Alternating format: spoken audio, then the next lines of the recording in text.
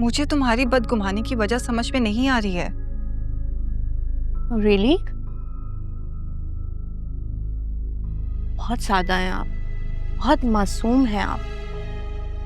लाइबा, तुम मुझ पे तंज किए बगैर भी मुझे अपनी दिल की बातें बता सकती हो। फसी मोस्ट ऑफ द टाइम मेरी कॉल पिक करते ही नहीं है,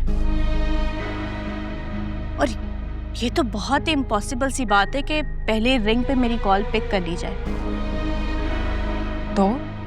तो ये कि उन्होंने आपकी कॉल रिसीव भी कर ली और आपको कॉल बैक भी कर लिया।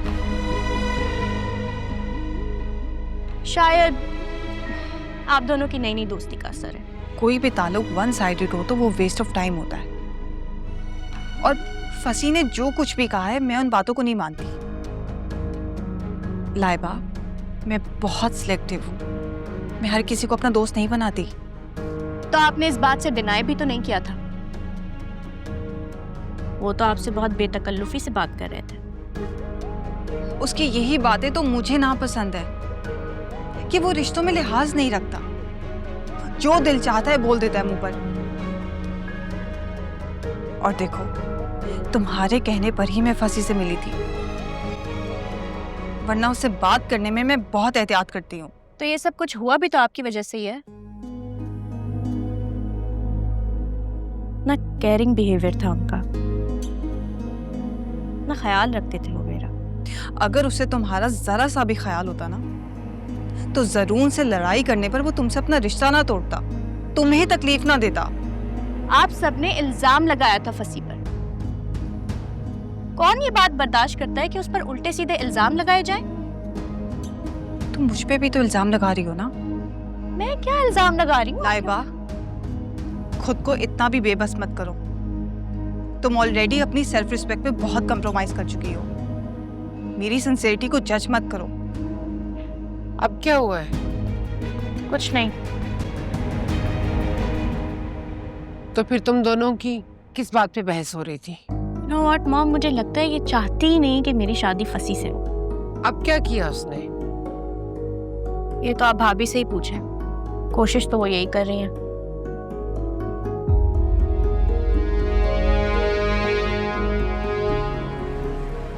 आमना ने तो कुछ नहीं बताया, लेकिन वो जो चुप चुप से थी ना, उसे देखकर मुझे कुछ तशवीश सी हो रही है। और उस लड़की की जुर्रत तो देखो जरा, उसको जरा भी खौफ नहीं है कि तुम जरून को उसके बारे में बता दोगी। उल्टा वो तुम पर इल्जाम दे रहा है और जरून की नजरों में तुम्हें सस्पिशियस कर रहा है। जरून को मुझ पे ट्रस्ट है आमी। बेटा फिर भी तुम्हें मोहतात रहना पड़ेगा, वो बहुत चालाक और निडर है, वो कुछ भी कर सकता है। वो तुम्हारे मुतालिक जरून को बदगुमान भी कर सकता है। लाइबा को तो वैसे ही तुमसे शिकायत है। लाइबा उसकी असलियत नहीं जानती आमी। मैंने तुम्हें वहां जाने से मना भी किया था, लेकिन तुमने मेरी बात को ना सुनी अनसुनी कर दिया था। मैं लाइबा के कहने पे वहां गई थी आंटी। फसी ने जो हरकत की है, इतनी घटिया हरकत थी कि उसके बाद मैंने ये सोच लिया है कि लाइबा को उसके हाथों यूज नहीं होने दूंगी।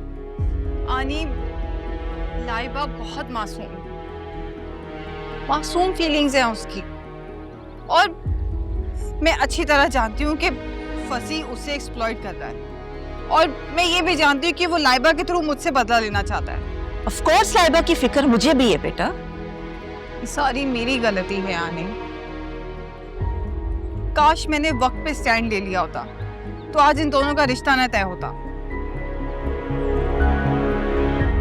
एक बात कहूं तुमसे मैं, तुम ना अपनी जिंदगी को देखो, इन दोनों की जिंदगी में इंटरफेयर मत करो। ससुराल का मामला है, अगर कुछ गड़बड़ हो गई तो बहुत मुश्किल हो जाएगी। समझ गई मेरी बात?